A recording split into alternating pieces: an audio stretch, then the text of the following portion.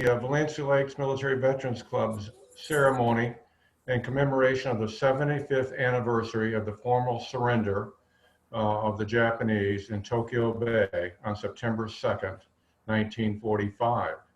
A few months ago, Joe Lumia, our vice president, and Michelle Schaefer, our former president, suggested that we do this ceremony, and they took it on, and they are the directors and producers of it. But it's important to remember that this ceremony was the conclusion of World War II. It occurred in Tokyo Bay. A great part of the American fleet was assembled in the bay, along with some of the major players from the military side. General MacArthur accepted the surrender by the Japanese government. General Wainwright, who had been a prisoner after the surrender of Corregidor, was there, and a number of other luminaries, including Admiral Nimitz. But the focus of this presentation is really not so much on the war, although we're going to talk about the parts of people in the war. It's on what was going on in the home front, as well as the challenges facing people as they returned. I want to thank Joe and Michelle for putting this on. And with that, I introduce Joe Lumia, our Vice President and President-elect. Joe, you want to take it? Thank you, Charlie. And thank you all for attending today's virtual celebration of the end of World War II. What you'll experience today are a series of interviews, videos, narrations, and photo shows that commemorate this great milestone in our country and the world's history. To start this program, Bill Schaefer, Valencia Lakes Military Veterans Club chaplain, will lead us in the Pledge of Allegiance. My name is Bill Schaefer, and I am the chaplain for the Military Veterans Club. Would you please join me and stand, if you can, in the Pledge of Allegiance? I pledge allegiance to the flag of the United States of America and to the republic for which it stands, one nation, under God, indivisible, with liberty and justice for all. We're blessed to have some World War II veterans still living amongst us here in Valencia Lakes. Joe Kay was a naval aerial photographer and was responsible for capturing many famous and infamous, and not so famous events of the war. Ralph McAlpine was an Army soldier stationed over in Europe, and he was quoted as saying, "From England to France to Belgium to Holland to Germany, I saw the world at a very young age." Ralph McAlpine and Joe Kay are still active in the community and the club. If you ever have a chance to stop and talk with our World War II veterans, please do so. Their stories are fascinating.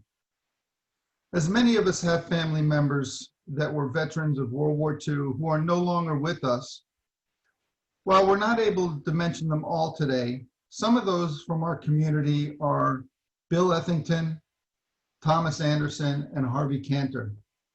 Michelle Schaefer recently spoke about Harvey Cantor and Bill Ethington. Harvey Cantor was a kind and gentle man with a wonderful sense of humor and great humility. He was 15 years old when he joined the Royal Canadian Air Force in 1940. Canada was part of the British Empire and was already engaged in the war in Europe. In 1942, Harvey returned to the United States and joined the Army. Assigned to the 101st Airborne Screaming Eagles, he eventually deployed to England. On the night of June 5, 1944, he made his first combat jump behind enemy lines in advance of the D-Day landings. Later, he went to Holland, liberating Eindhoven as part of Operation Market Garden, where the 101st fought 73 days without relief.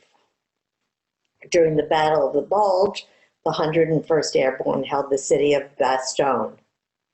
After Bastogne, the unit moved to the Alsace, and in April 1945, the division was in Berchtesgaden, where they spent their days hunting Nazi leaders in hiding. After the war, they remained in Europe as part of the Army of Occupation and trained for deployment in the Pacific. The surrender of Japan in August 1945 made that unnecessary. Harvey was just 16 years old when he jumped into France, 17 when the war ended in May 1945. He had a distinguished career with the 101st. For his service, he was awarded a Purple Heart with 2 oak leaf clusters, the Presidential Unit Citation with 2 oak leaf clusters, denoting the valuable contributions the 101st had made. He also earned a Bronze Star, awarded for heroic achievement, and the Silver Star with an oak leaf cluster that is awarded for gallantry in combat and is the 3rd highest military honor. As we remember the conclusion of the Second World War, it's important to recognize the contributions of men like Harvey. Bill Ethington and his best friend, Harold Baker, joined the Navy at the beginning of the war. Enlisting in the Seabees, they spent the war serving in the Pacific. They saw action in far-flung places such as Guadalcanal, New Caledonia, and elsewhere throughout the Pacific as part of the island hopping campaign. Following their discharge from the Navy, Harold, soon to be married to Bill's sister, brought Bill home with him. Bill met his wife, Mary, at that time, and they were married for 69 years before Bill passed away. Bill and Mary retired to Valencia Lakes. I had the pleasure to interview Rich Stern about his dad, Otto Stern. Listen with me as he talks about his dad's story. Good day, I'm Joe Lumia, the Vice President of Military Veterans Club, and I'm here virtually with Rich Stern, one of our neighbors in Valencia Lakes. Rich has graciously agreed to an interview to tell us his dad's story, a World War II veteran who came to the U.S. in some very daring times. Rich, welcome, and thank you for taking the time to participate in the 75th anniversary of the end of World War II and sharing your dad's story with us. Well, thank you, Joe, and thank the Military Veterans Club. I think this is a wonderful tribute to the men and women who served in World War II. So tell me a little bit about your family and their immigration to the U.S. My dad, his mother, his brother, and his grandmother immigrated to the U.S. in 1937. A relative who had come about a generation prior to my dad lived in the Chicago area, had the foresight to see what was happening in Europe, and encouraged my grandmother to bring her family to the south side of Chicago. In those days, there were immigration quotas. They had to act quickly in order to comply with the quotas, which were reaching a maximum for Germans in 1937. So they left with almost none of their belongings. My dad's father had died in 1929, and they arrived in the Hyde Park community of Chicago in late 1937. And it was fortuitous because a lot of his relatives, where he came from in Roth, Germany, which is spelled R-O-T-H, perished in the concentration camps. And Roth is a little hamlet about halfway between Marburg and Gießen, an hour and a half north of Frankfurt. And about a third of the people who lived in Roth were Jews, and only about 25 of them survived the war. The rest were ended up transported to concentration camps. What made him decide to join the military? Immediately after Pearl Harbor, when the United States declared war in Europe and Japan, he tried to enlist. He had just graduated, and his application was deferred because of his German ancestry. He hadn't been here quite 4 years. His English, I'm told, was okay, but there was concern. And he made additional attempts to try to get in. He wanted to go to Europe. He wanted to fight the Nazis because he ended up having to immigrate because of the Nazis. So after several attempts, ironically, in early 1943, they sent him a draft letter after rejecting multiple applications to enlist. And that's how he ended up in the military. They hadn't decided if they were going to use him in a combat role or as a translator. He was at Camp McCoy in California. He went to something called the Army Specialized Training Program at Stanford University and the University of Idaho, and then finally ended up at Fort Leonard Wood in Missouri. And this was in early 1944. Immediately after D-Day, he was deployed to France with a frontline rifle company with the 70th Infantry. And he was transported then over a period of several months to northeast France and ended up on the front lines of the Battle of the Bulge. I don't know if anybody has noticed over your shoulder there that there's a couple of military awards that he received. Can you tell us about those? Yeah, he was on this frontline rifle company and had fought for several weeks. I think the Battle of the Bulge was protracted. I think it lasted about 3 months. And on the third or fourth day, they were near the Maginot Line in the Sarre Basin, and he took a bullet in his lower back and was awarded a Purple Heart. He was in the infirmary for a whole day, and then he was re-embedded with his unit. He actually was chronicled in a book with 27 other German Jews who ended up in the military. I don't know if you can see it. It's called, you can't see it, can you? It's called The Enemy Within. And it's about these Jews' experience after joining the military. Probably the most prominent person profiled was Henry Kissinger. But my dad is actually quoted in that book about his experience, and if I can, I'll take a minute and read it to you.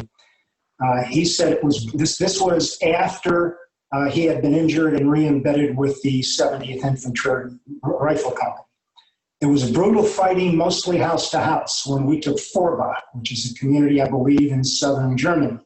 I was chosen to lead a patrol to the Saar River, which divided France from Germany. While on the patrol, we encountered 8 Germans with their guns pointed at us. I yelled to them in German, and over a period of a half hour, without a shot, they surrendered to us. There were 8 of them and 3 of us. We escorted them back to our unit, and for this I was awarded a Bronze Star. A few days later, Patton's Third Army had fought its way to us, and we merged. They had taken a few high-level prisoners, mostly colonels and generals in the German army. And one of the officers needed someone who spoke German and English. And my dad's senior sergeant, a gentleman named Kim, volunteered my dad. My dad ended up interrogating the German officers, and he was confiscated by the 3rd Battalion Company headquarters. So it was a period of about 3 months when he was very active, being moved around, and he found time in there to use his brain instead of his gun to get some Germans to surrender. I guess in those days that warranted a Bronze Star. Wow, quite a story. Are there any other comments? My dad was, like many of the people of that generation, very soft-spoken, a very gentle soul, probably one of the gentlest human beings I've ever met. And it's incongruous to me that he was carrying around a rifle and shooting people in World War II, but he did. But I think his stoicism, the dignity and quiet strength he exhibited his entire life was really representative of the men and women that served. You know, I think of Tom Brokaw's book, The Greatest Generation, and I'm proud that my dad was part of that generation, and I'm proud of all the men and women who literally saved the world. I don't believe we would be here today, at least in Valencia Lakes, enjoying our lives, notwithstanding COVID, were it not for those men and women. And thank you for the opportunity of letting me talk about my dad. Thank you, Rich, and thank you, Otto, for your service. You captured it very well, Rich, when you said it was hard for you to comprehend how he could take a gun and shoot at someone. However, the reason he awarded the Bronze Star was because he was able to win using his mouth, and I think that encapsulates a very good picture of your father. How he was able to go to the gun when necessary, but use his words when necessary. And his words are what made some of the biggest impact. So, Rich, thank you so much for this time you've taken to share about your dad. We honor him. We honor all other veterans of World War II. Thank you and have a wonderful day. Thank you, Joe. Appreciate it. Please enjoy the following photo slideshow set to music by singer Vera Lynn. Miss Lynn passed away just this past June 18th at 103 years old. See if you can recognize any pictures.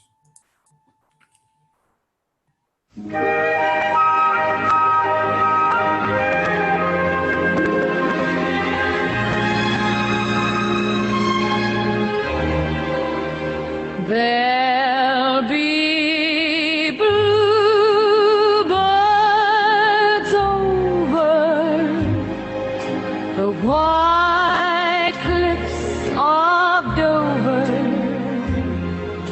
tomorrow. Just you wait and see. There'll be love and laughter and peace ever after tomorrow, when the world is free.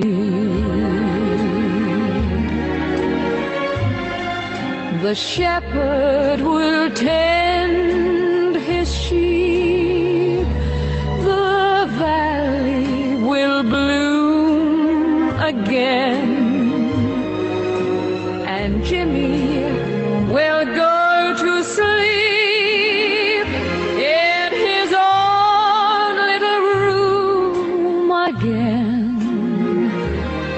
There'll be bluebirds over the white cliffs of Dover tomorrow. Just you wait and see. The shepherd will tend his sheep, the valley will bloom again, and Jimmy will go to sleep in his own little room again. There'll be bluebirds over the white cliffs of Dover tomorrow. Just you wait and see.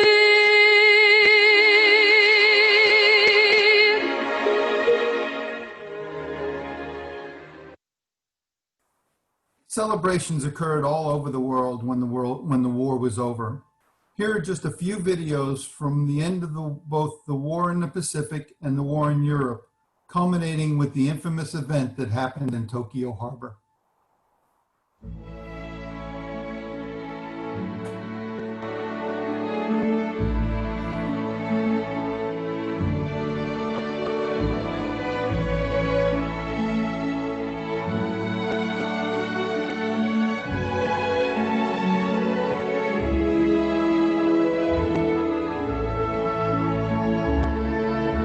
Hostilities will end officially at 1 minute after midnight tonight, Tuesday, the 8th of May.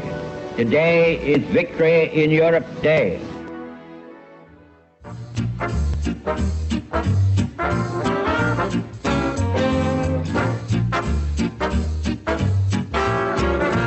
Meanwhile, of course, Londoners had begun their non-stop two-day celebration.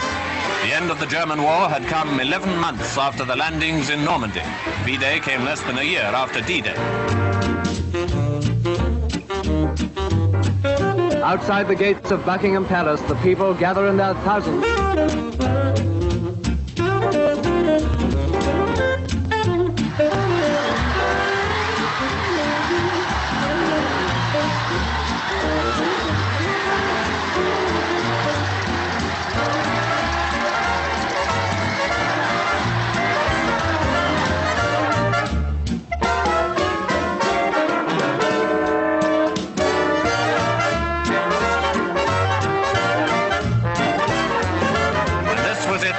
the West End. All over the capital, as indeed in towns and cities throughout the country, it was the same story.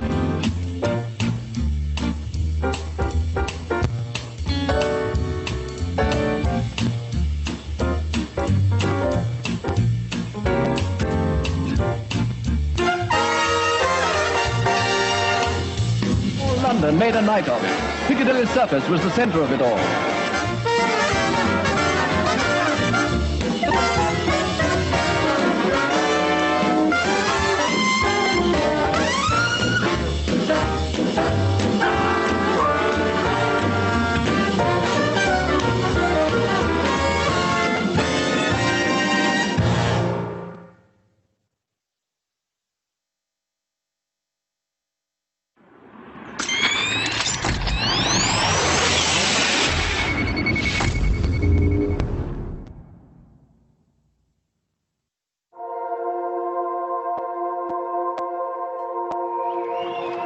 It was a long road to Tokyo and a bloody one. We shall not forget Pearl Harbor. The evil done by the Japanese warlords can never be repaired or forgotten. But their power to destroy and kill has been taken from them. Their armies and what is left of their navy are now impotent. Our first thoughts, of course, go out to those of our loved ones who have been killed or maimed in this terrible war. On land and sea and in the air, American men and women have given their lives so that this day of ultimate victory might come and assure the survival of a civilized world.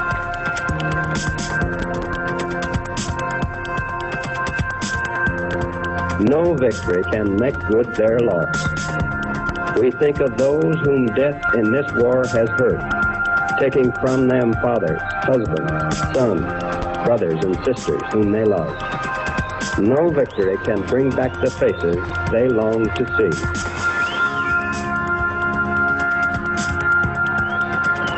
Only the knowledge that the victory, which these sacrifices have made possible, will be wisely used, can give them any comfort.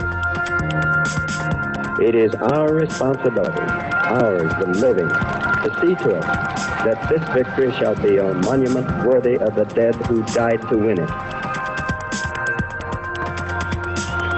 And so on VJ Day, we take renewed faith and pride in our own way of life. God's help has brought us to this day of victory. With His help, we will attain that peace and prosperity for ourselves and all the world in the years ahead.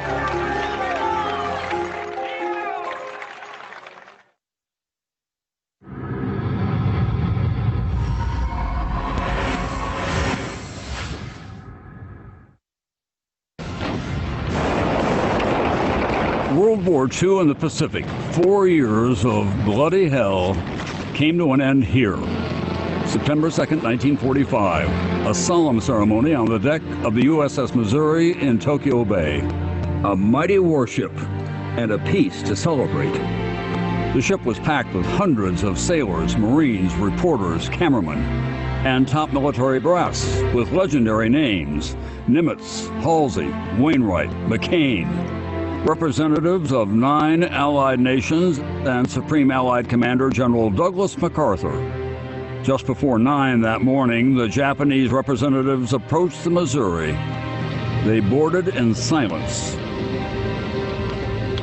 took their places, and the brief ceremony began. It is my earnest hope, and indeed the hope of all mankind, that from this solemn occasion, a better world shall emerge out of the blood and carnage of the past. MacArthur was about to become the interim ruler of Japan, and the Japanese people, defeated and afraid, did not know what to expect until this moment.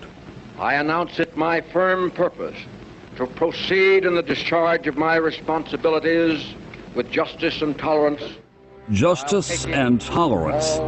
With those words, one Japanese delegate later said, "The deck of the Missouri was transformed into an altar of peace." The Japanese foreign minister signed the instrument of surrender, followed by the Army Chief of Staff. General MacArthur signed. Eyewitnesses saw his hands tremble. The Allied nations signed as well, bearing witness to the end of the worst war in human history. World War II finally was over. Let us pray that peace be now restored to the world and that God will preserve it always. These proceedings are closed.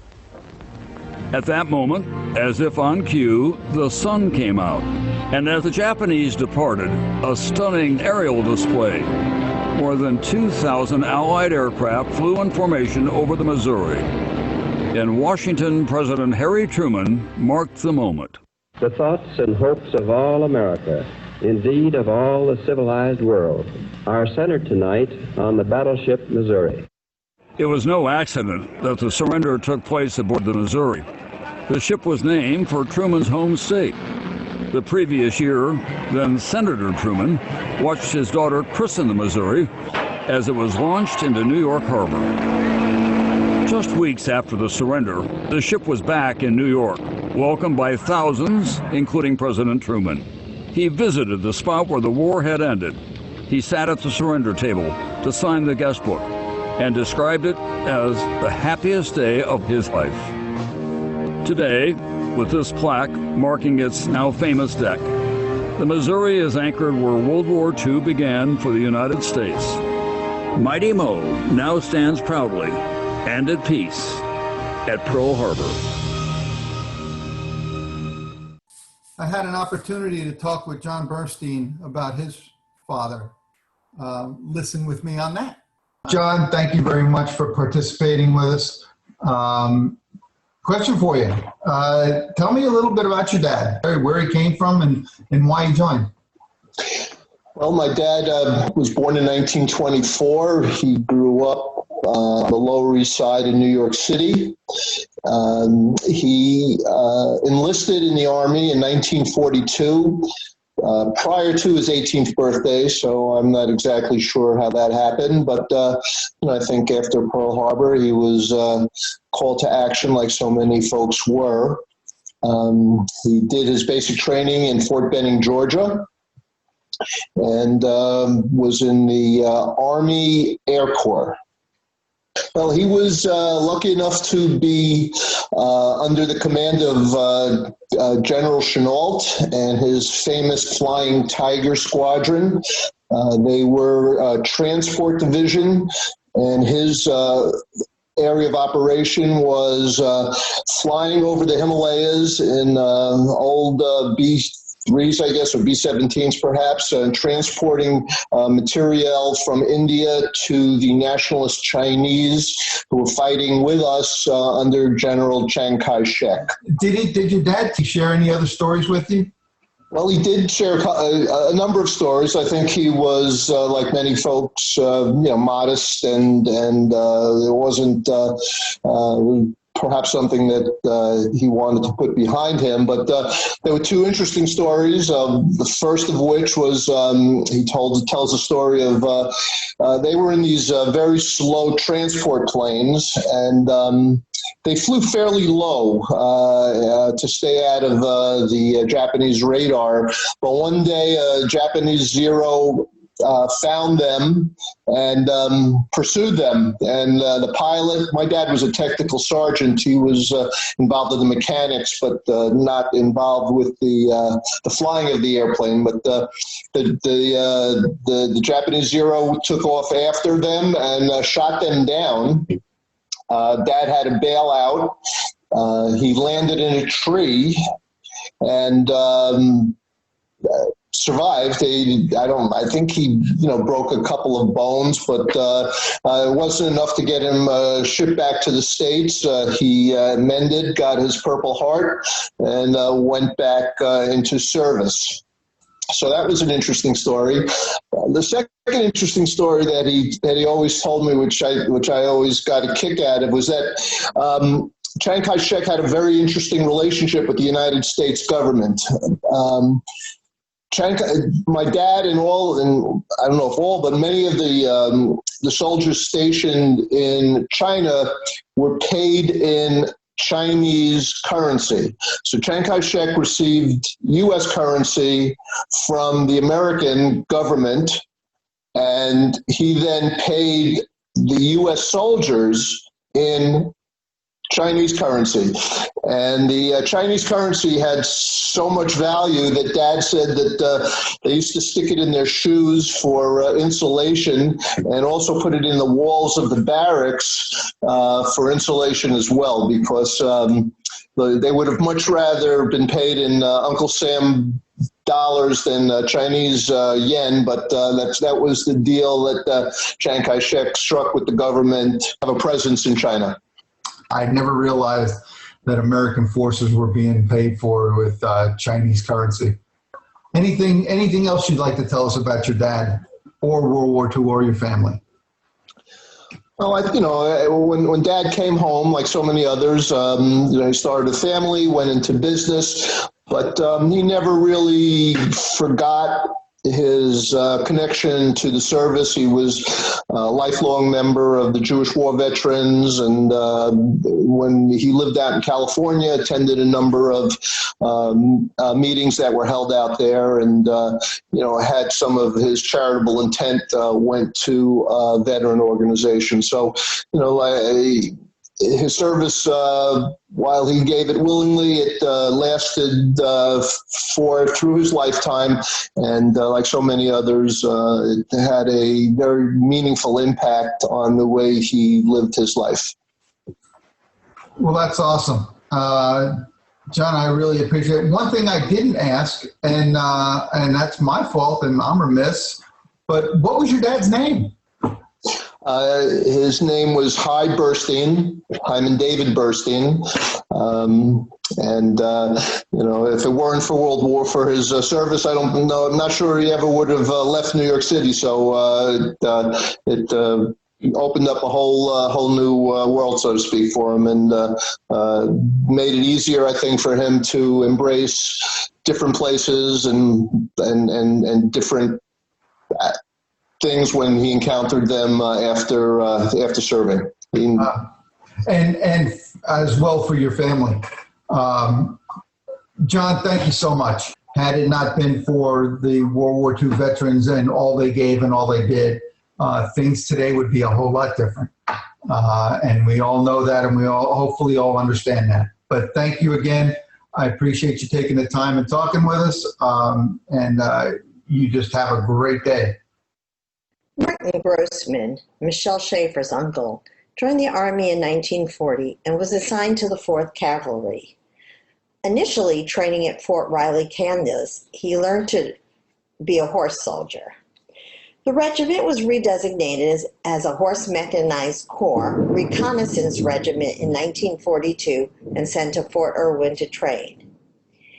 In late 1943, they traveled by train to New York to board a troop ship bound for England.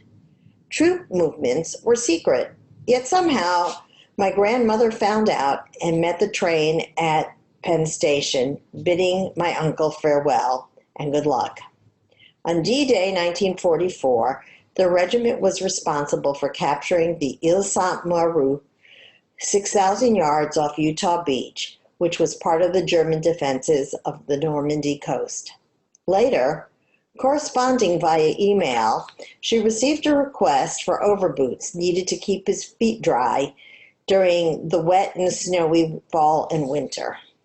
Fearing pilferage of such a desirable item, my grandmother sent them in separate packages, knowing full well that one boot would be of little use without its mate. My uncle received the packages 2 weeks apart and apparently had dry feet through the campaigns that included the Battle of the Bulge. My dad, Peter Vincent Lumia, was a World War II Army medic who served in the South Pacific. I don't know much about his service, something I regret not asking him when he was alive, but I do know that he brought home a Japanese rifle, a German helmet, and a US bayonet. Now, I guess my first question to it would have been, how? As a kid, I always remembered trying to get that bayonet to fit on the rifle, but I was never able to. Dad was also very good at taking care of my bumps and bruises. I guess I know why. Many of our World War II veterans are memorialized in bricks around our circle of honor, including my dad. This is his brick that I had placed just this year, along with my brother and my bricks that are represented here as well. Minorities play a vital role in the war, breaking the mold for the way things were and paving the way for the way things are today.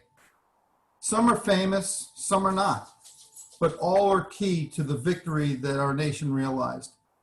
In the following videos, you'll see some of the nation's finest groups, minorities in the military, yes, but only until that mold was broken. Their contributions were legendary, and their successes were many. Some of these groups were the Native American Code Talkers, Tuskegee Airmen, Women's Air Force Service Pilots, and the Black Women's Mail Service. I'll follow it up talking about the Red Ball Express. There were many other minority groups that contributed to the war effort, but we'll take a quick look at those first four. The first is presented by Peter McDonald, a native Navajo code talker who joined at the age of 15 to help develop the secret code. He then served with the 6th Marine Division from 1944 to 1946. The videos following that will have their own lead-in introductions.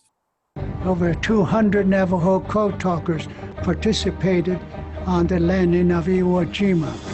5th Marine Division were on the north side of the island. A company of Marines were pinned down real badly. They were being fired upon from 3 different directions. Mortar shells were being dropped down. They were hunkering desperately in their foxhole. Company commander wrote down a message asking for help, handed to a Navajo code talker. This is what the Navajo code talker said. This is the actual message that was sent on Iwo. Tepe ana hachi bi dati kahi de na sonse taji chochin sita sa ta asta na ki shash. What does that mean? This is what he said in Navajo. Sheep, eyes, nose, deer, destroyer, tea, mouse, turkey, onion, sick horse, 3, 6, 2, bear. As each Navajo word came through the air, the code talker down at the beach command post, he writes it down in English. What did he write down? Send demolition team to hill 362B. There were 3 hills on the north side, 362A, 362B, and 362C. Beneath 362B was the problem. This message took 20 seconds. After 20 seconds, Beach Command Post organized a rescue team to save that company of Marines. If that message was sent in English code, it would have taken 30 minutes. 20 seconds in Navajo, 30 minutes in English code. Those guys pinned down on north side didn't have 30 minutes. Without Navajo, Marines would never have taken the island of Iwo Jima. That's how critical Navajo code was to the war in the Pacific. And we should never forget what war is. War is something that nobody wants. It's bad, it's ugly. But so long as we are together, no matter what nationality you are, if you are American and love this country, we all have to stick together to keep this nation strong. Our freedom and liberty means so much. Meant so much for those who never made it home. So it's up to us now to keep this nation strong and prosperous.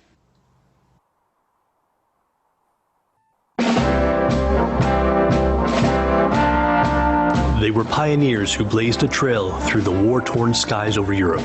Before the Tuskegee Airmen of World War II, no black American had ever been a U.S. military pilot. After the Tuskegee Airmen, the U.S. military would never be the same. Widespread discrimination prevented African Americans from flying during the First World War. For the next 20 years, the pressure would slowly build to allow black pilots to serve in the sky. Finally, in 1941, the Army launched what it called an experiment, the segregated 99th Fighter Squadron. That squadron would train at an airfield near Tuskegee Institute in Alabama, and thus the Tuskegee Airmen were born. To be clear, not every airman was a pilot. For every man who flew, there were 10 keeping him in the air, men and women, military and civilian, who served on ground duty support, like mechanics, supply personnel, cooks, and more. And not all were black.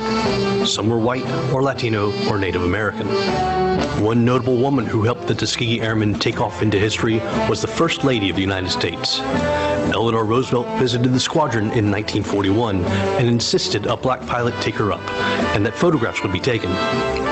These photographs helped convince President Franklin Delano Roosevelt to send the unit into action, first in North Africa and later in Europe. The 99th, along with other squadrons, would later form the 332nd Fighter Group in Europe, their planes boasting tails painted bright red. In Europe, the airmen would fly more than 15,000 sorties, completing an unequaled 1,500 combat missions, all while showing great courage, skill, and dedication. Among their decorations, 150 distinguished flying crosses. Squadron leader Benjamin O. Davis Jr. would eventually rise to the rank of 3-star general, receiving a 4th star post-retirement. The Tuskegee Airmen were deactivated in 1946. The experiment a great success, but more than that, the brave flyers had proved themselves in combat, and their performance helped pave the way for desegregation of the military in 1948. Today, the National Park Service's Tuskegee Airmen National Historic Site in Alabama helps tell their story and preserves their memory for all time.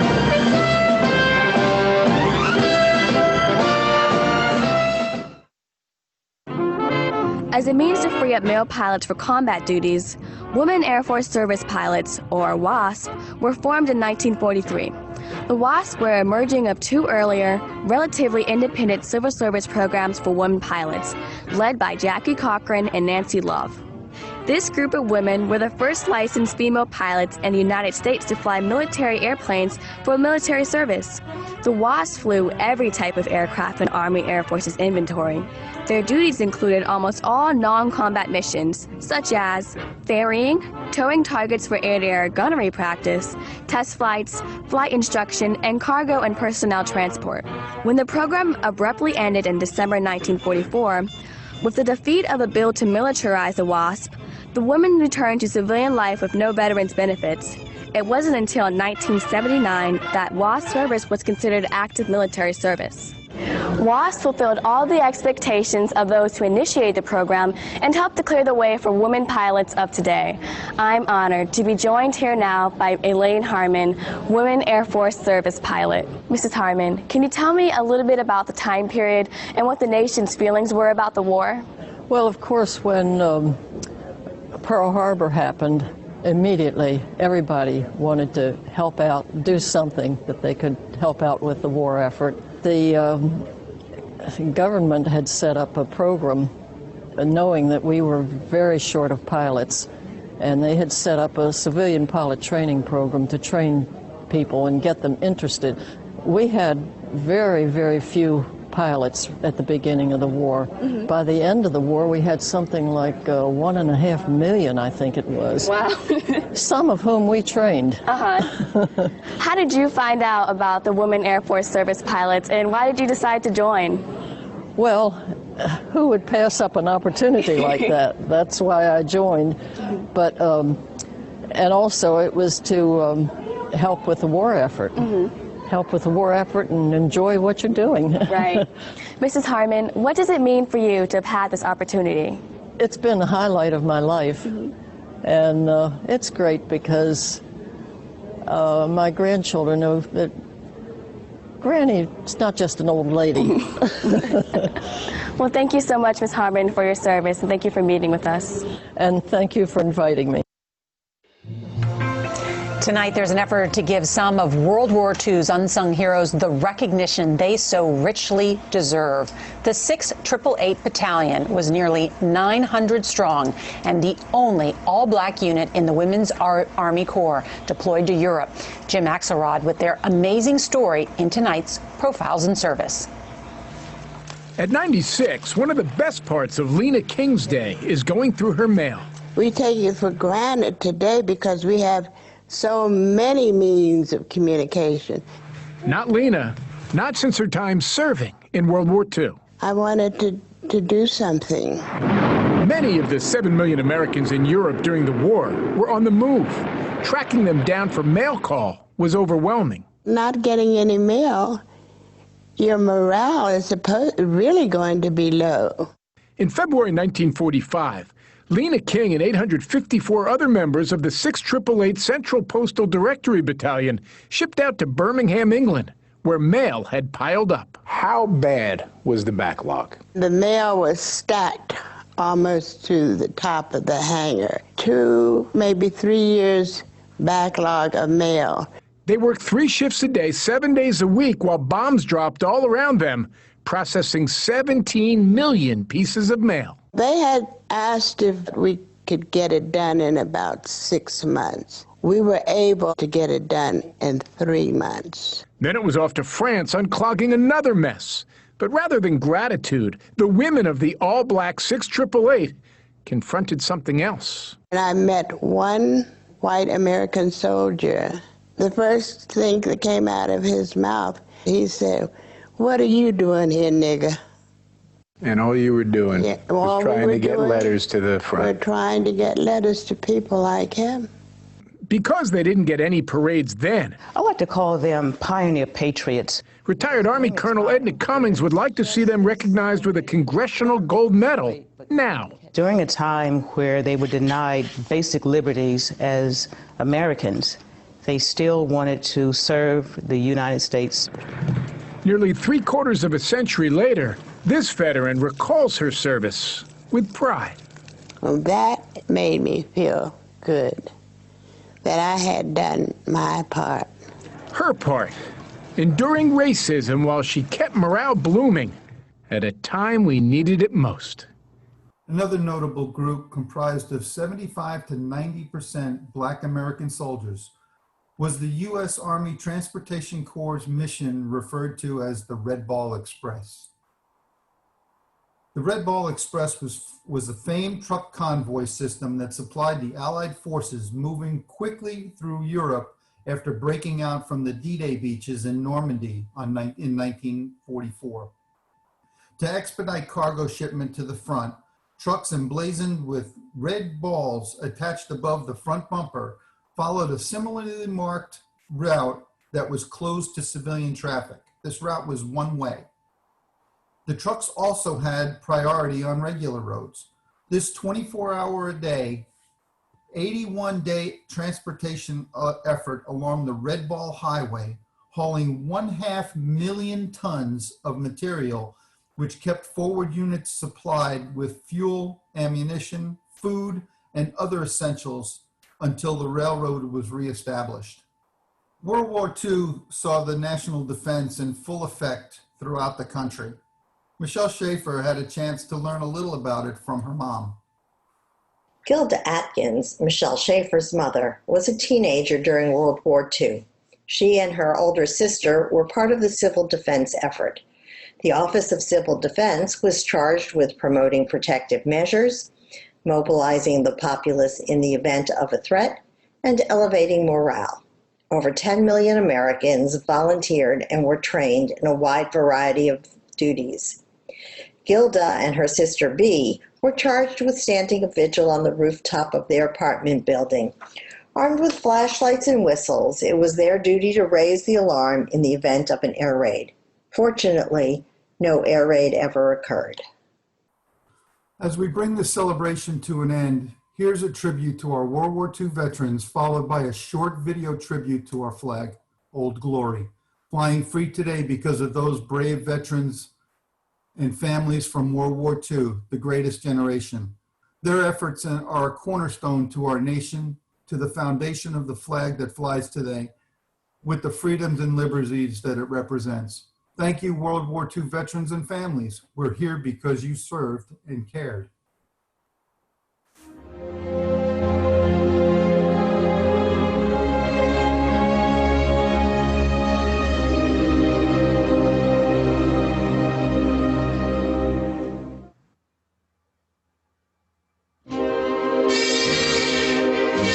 We interrupt this program to bring you a special news bulletin. The Japanese have attacked Pearl Harbor, Hawaii by air.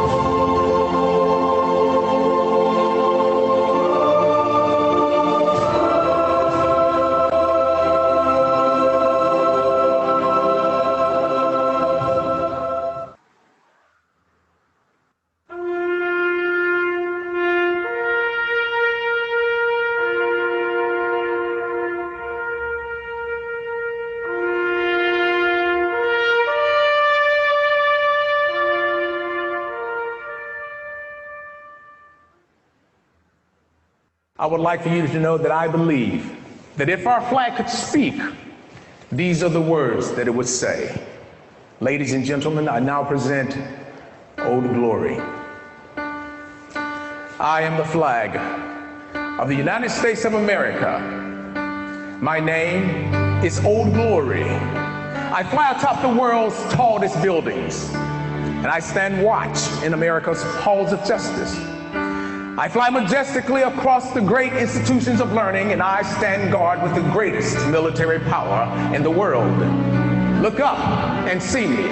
I stand for peace, truth, honor, and justice. I stand for freedom. I am confident, I am brave, I am proud, and I am ready. When I am flown with my fellow banners, my head is held a little higher, my arms a little truer. Except for my God, I bow to no one. I am recognized all over the world. I am sovereign. I am saluted. I am respected. I am honored. I am loved. And yet I am feared. I have fought in every battle of every war for more than 200 years. Some of these battles include Gettysburg, Shiloh, Appomattox, San Juan Hill, the trenches of France, the Aragon Forest, Anzio, Rome, the beaches of Normandy, Guam, Okinawa, Korea, Quezon, Saigon, Vietnam, Afghanistan, Iraq, Kuwait, Syria, and scores of other places long forgotten by all. Except those that were there with me, I know because I was there.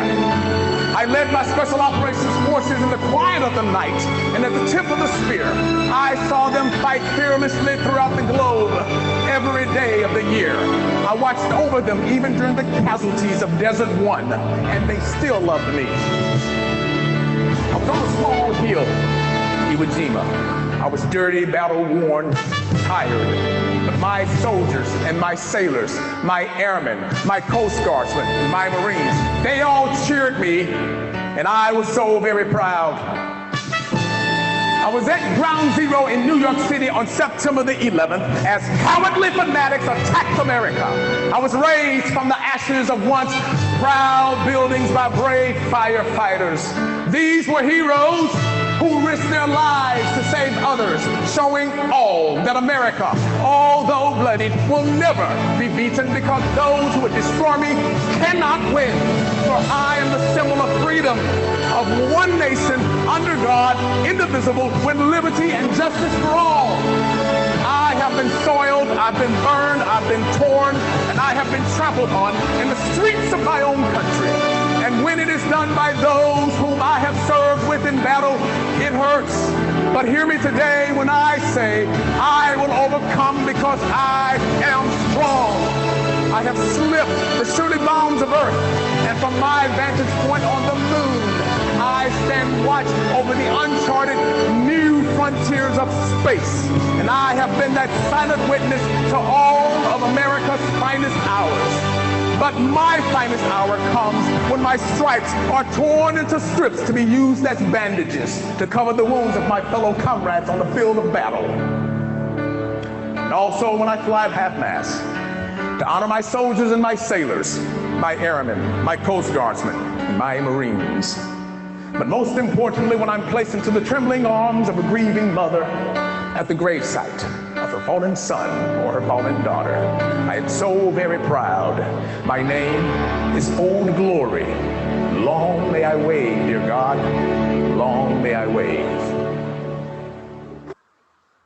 On behalf of the Valencia Lakes Military Veterans Club, I'd like to thank the World War II veterans and families, guest interviewees, co-event narrator Michelle Schaefer, other board members, content contributors, and all members and supporters of the Military Veterans Club.